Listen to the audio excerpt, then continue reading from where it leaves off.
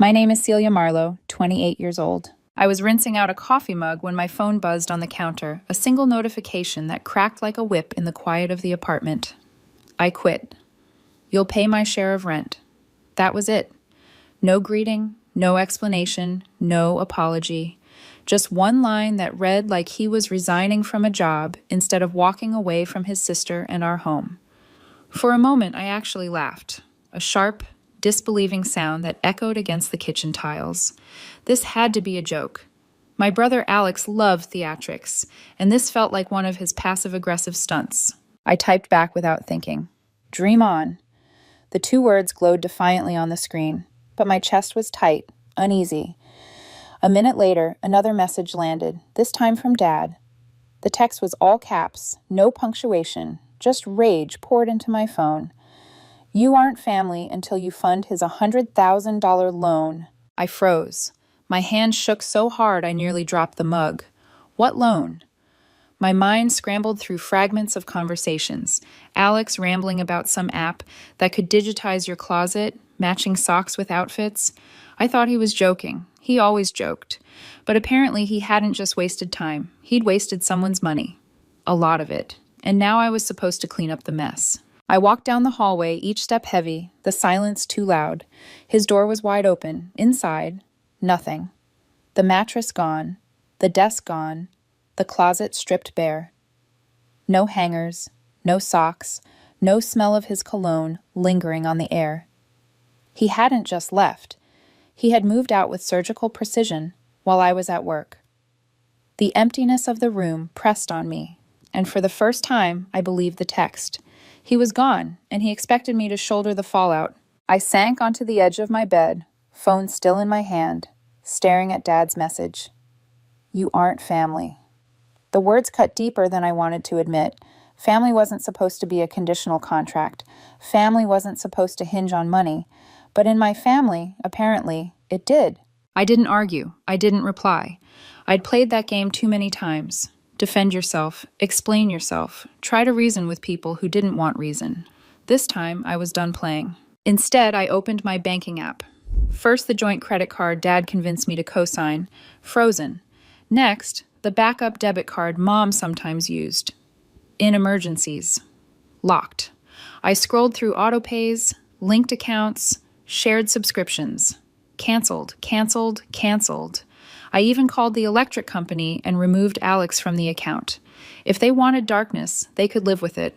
The motion steadied me, like I was stitching up a wound. Each click, each freeze, each lock was a way of reclaiming control, but I wasn't just reacting. I was planning. If they wanted to test what life looked like without me, they were about to find out. The last thing I did that night was log into the storage unit portal, the one where my parents kept holiday junk, old furniture, sentimental clutter. My name was on that lease, too. I changed the access code, the security question. I didn't touch their stuff, not yet.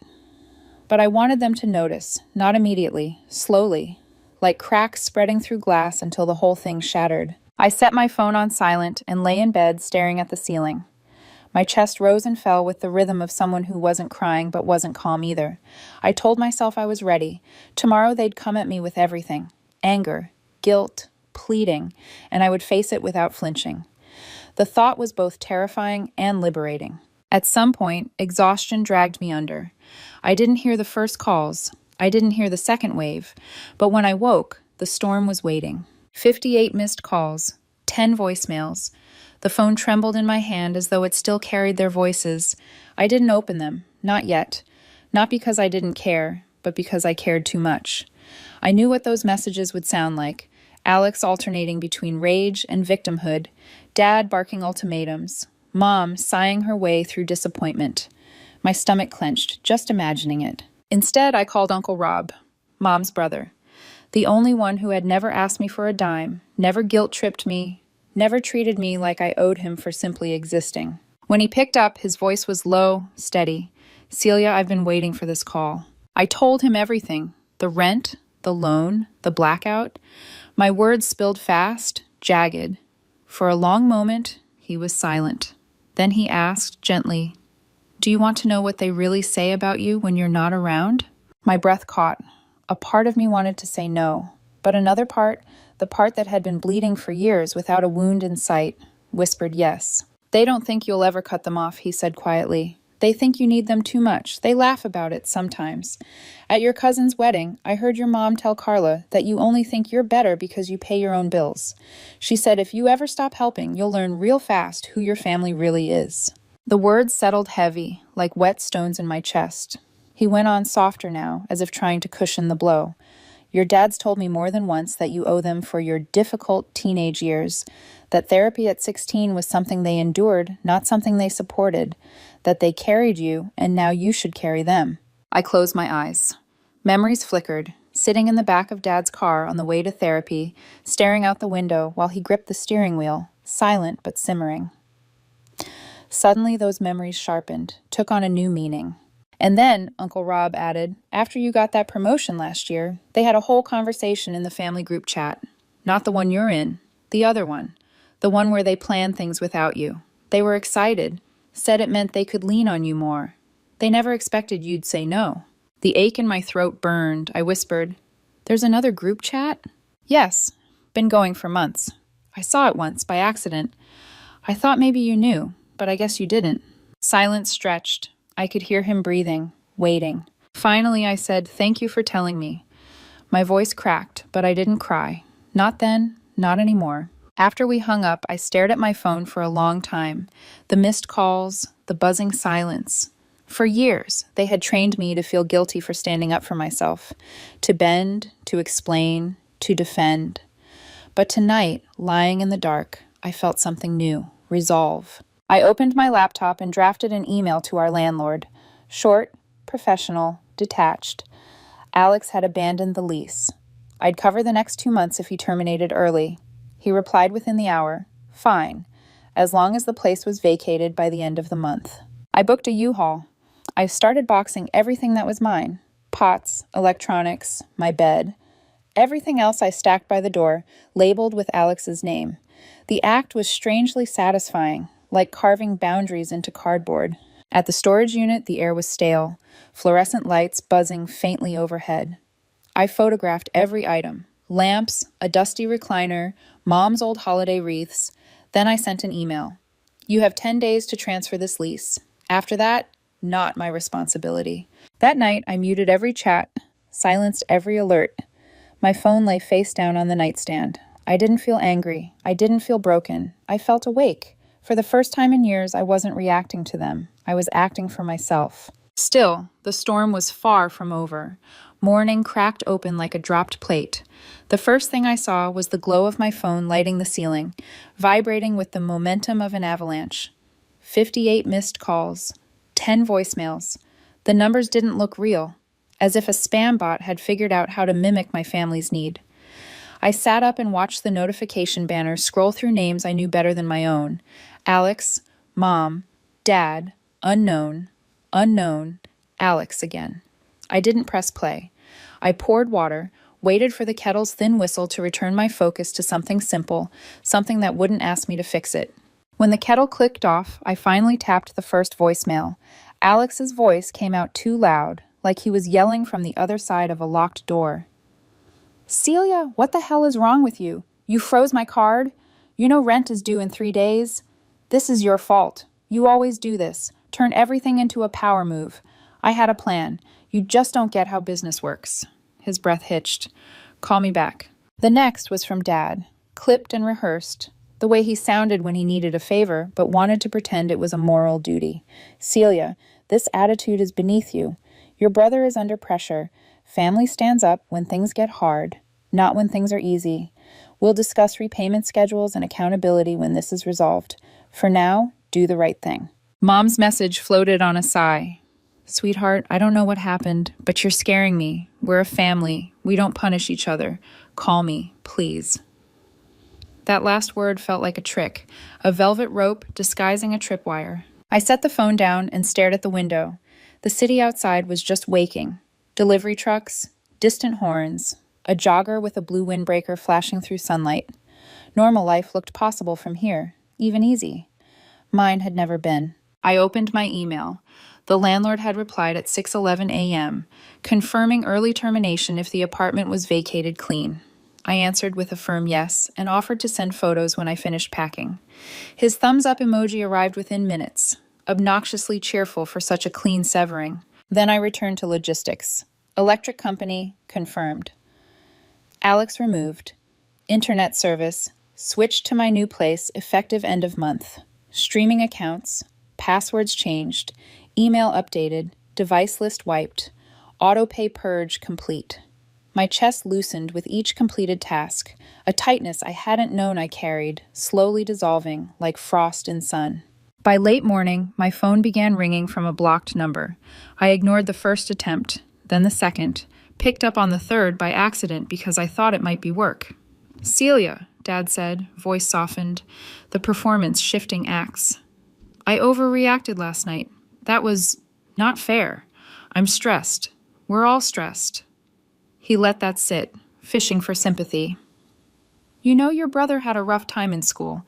He's finally found something he loves and people believed in him, and now— Who's in the family group chat? I asked. Silence expanded on the line. He wasn't expecting that. That's not important, he said eventually, careful, slow. That's enough, I said, and hung up. I didn't raise my voice. I didn't explain. The click felt like choosing a door and walking through it without looking back. At noon, a courier dropped a fancy gift basket at my door. Cheeses I don't eat, tea I don't drink, a candle that smelled like an expensive hotel lobby. No card, just a receipt tucked under the plastic with Mom's name and the credit card ending in numbers I knew by heart. The total was marked declined. I stood there a long time, then laughed, soft and a little sad. Even their apologies were billable. The next calls changed tone. The anger thinned into strategy. Aunt Liza, who never texted me unless she needed a ride, messaged, "Your parents have always loved you. Don't let pride ruin family." Then my cousin Hannah. "Are you mad about something dumb? Can you just let it go already?" The way they closed ranks was almost beautiful, like watching a school of fish change direction in a flash. The story was already being rewritten. I was dramatic, ungrateful, hysterical. It would be easier for them if I were those things. I stayed quiet. My silence wasn't a sulk, it was a scalpel. That afternoon, I drove to the storage unit. The air smelled like cardboard and dust, and the faint sweetness of old pine wreaths. I checked the new code, listened to the lock click open, and walked the aisles alone. The fluorescent lights hummed overhead like a nervous question. I took a slow video of each shelf and box, narrating dates and labels in a steady voice, like a documentary I might need to show a lawyer one day. Then, outside in the muted sun, I sent the email. "You have 10 days to transfer this lease. After that, I am not responsible. Attaching photos for your inventory." On the way back, a Venmo notification pinged. Alex had requested $1,000 with the caption, "Your half of family vacation." I pulled over in a no parking zone and stared. Maui, the trip they'd already planned without me, the one I'd been too busy for. They'd counted my share before they counted me. I didn't accept. I didn't decline. I just commented, "Ask the group chat." 2 hours later, Uncle Rob called. He sounded like he'd walked out of a room full of smoke. "I don't know what you did," he said, "but your mom is pacing like she's about to march into court. Your dad realized the hotel was booked under your corporate discount. Non-refundable." I didn't gloat. I didn't need to. "Thanks for telling me," I said. Back home, I ate dinner standing at the counter. Peanut butter on toast, a handful of blueberries, the kind of meal you can only enjoy when you're feeding just yourself. My phone buzzed again. Unknown number. I let it go. A voicemail arrived seconds later. "Mom," whispering like we were conspiring. "Sweetheart, can we please talk tonight? Just the two of us. I'll come to you. No pressure." She left another 5 minutes later, teary this time. "I made mistakes. We all did. But this punishment." I pressed delete. Words were their craft. Their seams only showed if you stopped accepting them as whole cloth. When my doorbell rang at 8, I didn't answer. The knock that followed was gentle, measured, like someone pretending to respect boundaries while hoping to be invited to cross them. After a while, footsteps retreated. An envelope slid under the door. Inside was a handwritten note in Dad's steady block letters. "We love you. We're sorry. Let's talk." The end line snagged like a burr. "Family is forgiveness, Celia. He always used my name at the end when he wanted to make a point land like a verdict. I folded the note and put it in a drawer. Later, when the part of me that still cataloged evidence needed to remember why I left, I would read it again and see the thesis. You owe us your absolution. Near midnight, I opened our apartment's family group chat, the standard one with emojis and recipe links, to find I'd been added to another chat without being asked. A second thread. A mirror universe. Most of the messages were logistical. Who's bringing what to dinner? What time the photographer arrives at the beach in Maui? But a few were about me. Mom had posted an old screenshot of an email I wrote years ago, helping her book something, captioned, "She used to care." Alex had sent a meme about girl bosses paying rent. Dad's newest message, stamped that morning, said, "Give her space. She'll come around. She's not cruel. She's dramatic." I typed 4 words. "No, I won't. Good luck." Then I hit leave group. The screen dimmed. Clean. The next day, while I wrapped dishes in crinkling paper, the phone rang again, Lena's name flashing across the screen. My old boss. We hadn't spoken since I left the firm. I hesitated, thumb hovering, then took the call. Her voice was brisk as ever. "Your father introduced himself to me at a charity thing last night," she said. "He mentioned you might be stepping back from work for personal reasons." The calm way she said it made me feel steadier, not smaller. "I didn't believe him," she added, "but I thought you should know." A low, cold line traveled down my spine. "Thank you," I said, and meant it. After we hung up, I went very still. I hadn't pulled the thread yet, but a picture was forming. The loan, the rage, the family chat, the gift basket, the discount. Now my job. If I didn't return to orbit, they were willing to tilt my world off its axis. Not just to keep their house from slipping, but to keep me in roll. Night fell. I sat on the floor among half-packed boxes, light pooling in corners, the living room quieter than it had any right to be. I breathed in, breathed out, and pictured the old laptop in the back of my closet, the one I used when I still lived at home, when I scanned Dad's papers because he didn't trust the cloud. He'd given me logins, asked me to be his brain. I hadn't thought about that machine in months. I stood, crossed the room, and dragged the box labeled Celia, Misc Tech. Dust dipped my fingers as I lifted the lid. There it was, the slate gray machine, still scarred with a sticker I'd half peeled off years ago. I set it on the table and plugged it in. The screen blinked awake, a slow, dim inhale. Somewhere in this metal was a map of why my phone was full, why my chest had been too. I didn't open it yet. I closed my eyes and let the hum fill the room. Computer fan, refrigerator, the city's distant breath. Tomorrow I'd go looking. Tonight I would sleep. Let them plan. Let them guess. Silence, I was learning, could be louder than any speech I'd ever given. I turned off the light. The next morning, I sat at the kitchen table with the old laptop open in front of me, its low hum filling the silence like a heartbeat. Dust clung to the edges of the screen, and the keyboard's letters were worn from years of hurried typing. I hadn't touched this machine since I lived at home, when Dad used to slide thick envelopes of paperwork across the table and say, "Scan these for me, Celia, you're quicker at this stuff." At the time, I thought it was trust. Now, staring at the login prompt, I realized it had been access he assumed I would never think to use.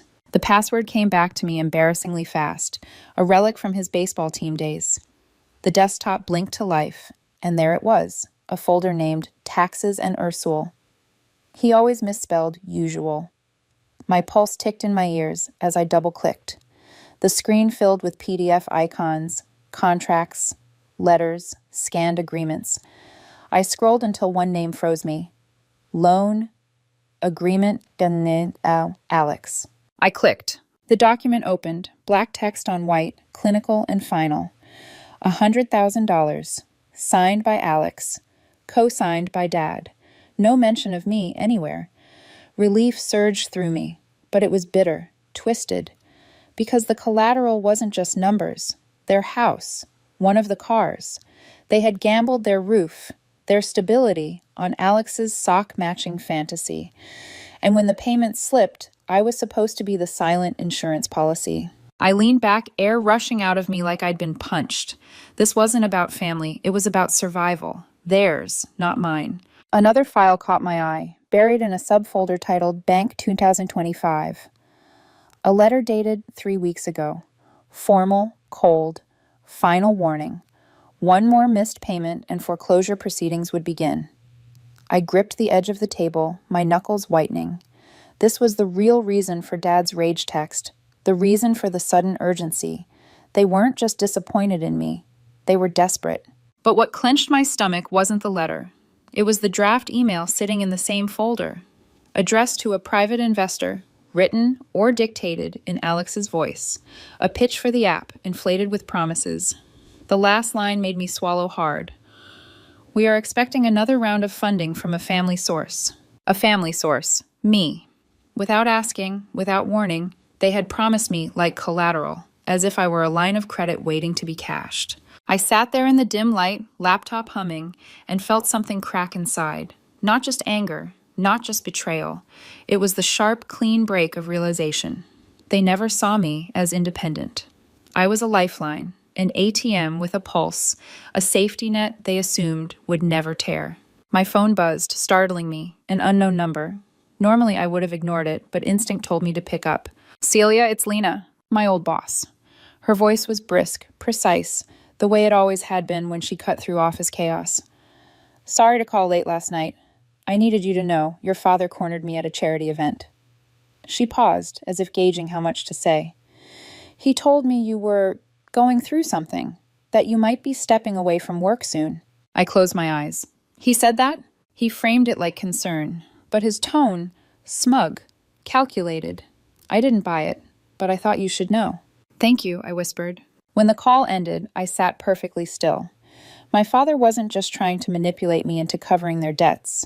He was laying groundwork, planting seeds in places that mattered to me, threatening the one identity I had built that was mine alone. If money wouldn't pull me back, maybe fear would. Fear of losing my reputation, my career, my future. I stared at the email draft on the laptop screen, the words family source burning holes through me. My throat felt raw. For years, every ride to soccer practice, every cake baked on my birthday, every sigh laced, "We sacrifice for you," had been tally marks in their ledger. Now here it was in black and white. I wasn't their daughter. I was a balance sheet. I snapped screenshots, loan agreement, warning letter, investor draft, saved them to a secure drive, not to use, not yet, just to have, proof, armor. Then I opened my email and typed 2 words in the subject line, Selena. Blank body. Sent it to Dad. I wanted him to feel the weight of that name, the uncertainty of what I knew. I wanted him to sweat, to wonder how much of the mask had slipped. 2 hours later, a reply landed in my inbox. 8 paragraphs. The first, an apology. The second, excuses. Parents make mistakes. The third, nostalgia. Me learning to ride a bike. The fourth, deflection. I'd always been too independent. The fifth, twisted pride. He only spoke to Lena because he was proud. The rest, a tangle of guilt, manipulation, half-mended ropes. Not one word about the loan. He knew. He knew I'd found it. He just didn't know what I would do with it. I didn't reply. I didn't threaten. I didn't announce. I just waited. That evening, Uncle Rob called again. His tone was lighter this time, almost amused. I don't know what you stirred up, but your dad's face at dinner tonight. Celia, he looked like he'd seen a ghost. I smiled faintly, though he couldn't see it. Good. Rob hesitated, then said softly, "They're scared now, scared of what you might do." And for the first time, I realized he was right. I didn't have to strike. The silence was enough. The possibility was louder than any proof I could wield. The family thought they'd backed me into a corner. What they didn't realize was that I'd stepped out of the room entirely. And from outside, I was starting to see just how fragile their house of cards really was. By the weekend, the air around me felt different. Not calmer, not safer, charged. Like a storm was circling somewhere nearby, building but refusing to break. My phone wasn't buzzing every hour anymore. The missed calls slowed, but not because they'd given up. It was because they were regrouping, whispering in corners, rehearsing new angles. I could feel it. The silence was heavy, strategic. Uncle Rob confirmed it 2 nights later. Dinner was a mess, he said when he called, his voice carrying both exasperation and glee. Your mom raised a glass to healing, your dad muttered about moving forward, and then Alex slipped. He said you'd come around soon because you always do. I couldn't help myself. I laughed, out loud, told them I wouldn't count on it. I pictured the scene in vivid detail, Mom's tight smile faltering, Dad's hand tightening around a glass, Alex's face paling under the weight of his own arrogance. The thought made me chuckle, but there was no real joy in it, just the strange satisfaction of seeing illusions crumble. They looked at me like I'd just set the table on fire, Rob continued. And then I told them you knew, about the loan, the missed payments, Lena's warning. I told them you had more than they realized. I pressed the phone tighter to my ear, and what did they do? They went quiet, he said simply. Quiet like people who finally know the wolf is already in the house. That quiet stretched into the following days. No more pleading voicemails, no more dramatic texts, just silence. And silence was louder than any apology could have been, because silence meant they were afraid. Still, they tried. The next volley came not through anger, but through careful words. Mom's email arrived on Tuesday with the subject line, "A chance to talk." 6 paragraphs long, each word chosen like a lawyer drafting a contract. She spoke of communication gaps, of unity, of "we realize now." She never once mentioned the loan, the foreclosure letter, or the way they had cornered Lena. Instead, she invited me to dinner. One night, one meal, to talk things through. I scrolled to the bottom and found the attachment. A screenshot of a text she had drafted but never sent to the family group chat. It read, "I think we owe Celia an apology." She wanted me to see it, not because she meant it, but because she wanted credit for almost meaning it. I stared at the email for 10 full minutes before closing it without a reply. That olive branch wasn't meant for me. It was meant for her reflection in the mirror. 2 days later, a letter arrived in the mail, written in Dad's sharp, controlled handwriting. My name at the top, my childhood nickname tucked in parentheses like bait. The letter was short. Apologies, sleepless nights, regret. He ended with a line that told me everything. I know we're not perfect, but family is about forgiveness, Celia. Forgiveness, their favorite loophole. As if manipulation, betrayal, and sabotage could be brushed off as rough patches. As if hugging it out over coffee cake could erase years of being used like a walking wallet. That night, I didn't rage. I didn't cry. I sat at my desk and opened a new email, addressed to the bank's collections department. I wrote, "I am not a co-signer on the loan in question." Attached were the documents with dates, signatures, and the glaring absence of my name. I asked them to update their records immediately. Their reply came within 2 hours. "Thank you for your clarification.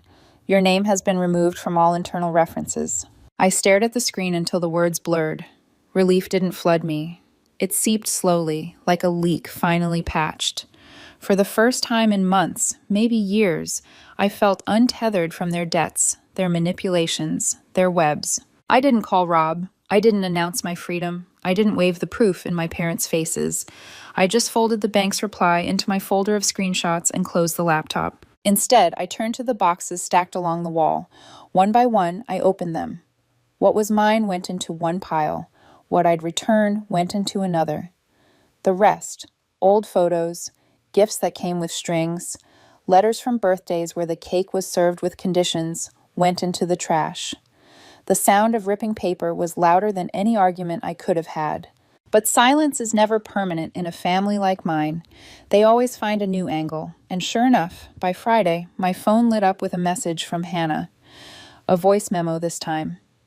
"Celia, I don't know what you did, but they're freaking out. Uncle Rob dropped a grenade at dinner. Mom's been crying nonstop. Dad hasn't spoken to anyone, and Alex is pacing like someone's about to sue him. Did you do something?" I didn't reply. Because that was the truth. I hadn't. I hadn't threatened, hadn't revealed, hadn't lashed out. All I'd done was hold my silence and let them stew in possibility, and that possibility was unraveling them faster than any action could. The irony wasn't lost on me. For years, they had trained me to believe silence was weakness, a void to be filled with their demands. But now silence was my weapon. Each day I didn't respond. Each call I didn't answer tightened the leash around their own panic. By the weekend, they weren't circling me anymore. They were circling themselves. I could feel it in the stillness, in the gap where their voices used to echo. For the first time, they were treating me not like a lifeline, but like a threat. Someone who could do damage. And the best part? I hadn't even touched the files yet. The final unraveling didn't come with fireworks. It came with coffee. A Tuesday morning, late, the steam curling from my mug as I stared out at the window at nothing in particular. My phone lit with more missed calls. 3 from unknown numbers, 1 from Alex's burner account, 2 from Mom. I didn't answer. I didn't even flinch. For the first time in my life, I realized I hadn't thought about them that entire morning until the phone reminded me. No dread in my chest, no calculations about who needed what, just coffee and quiet. I scrolled through the family group chat they'd re-added me to, the one I never asked for. Months of messages cluttered the screen. Vacation plans, photos, inside jokes I wasn't part of. A few threads were about me. Mom had posted old emails I'd written years ago helping her, captioned, "She used to care." Alex joked I thought I was smarter than everyone just because I paid bills on time. And the latest, Dad, that very morning, "Give her space. She'll come around. She's not cruel, just dramatic." I typed 4 words. "No, I won't. Good luck." Then I hit leave group. The silence after was a kind of music. That afternoon, Uncle Rob called. "You okay?" I leaned against the counter, smiled without bitterness. Better than I've been in years. He didn't try to convince me otherwise. "About time you chose yourself," he said. Then, after a pause, he added, "They didn't just take you for granted. They counted on you never figuring out you had a choice." His words sank deep. That was exactly it. Obligation dressed up as loyalty. Guilt disguised as love. They never believed I'd choose myself, but I had. That night, I did what I'd been avoiding for months. I opened every box with their handwriting and began sorting. 3 piles. What was mine, what I'd return, and what was going in the trash. Old cards signed with forced affection, souvenirs from trips I was never invited to, gifts laced with expectation, all of it shredded or tossed. It wasn't anger, it was cleansing. By midnight, the apartment looked lighter, cleaner, like it was mine for the first time. The days that followed unfolded differently. No voicemails, no angry knocks, no fake emergencies. Just silence. 6 months passed like that. 6 months of long walks after work, of baking cakes for myself instead of people who forgot my birthday, of reading books without checking my phone every 10 minutes. I renewed my passport. I planned a trip, alone, far away, somewhere I'd never been, somewhere no one knew me. The idea of being anonymous felt like a gift. But silence has a way of testing you. One late afternoon in the grocery store parking lot, I saw him. "Alex." He froze. So did I. His hair was messier, his frame thinner, his arrogance gone. He opened his mouth, maybe to explain, maybe to plead. I didn't stop walking. No scene, no anger, just distance, deliberate and final.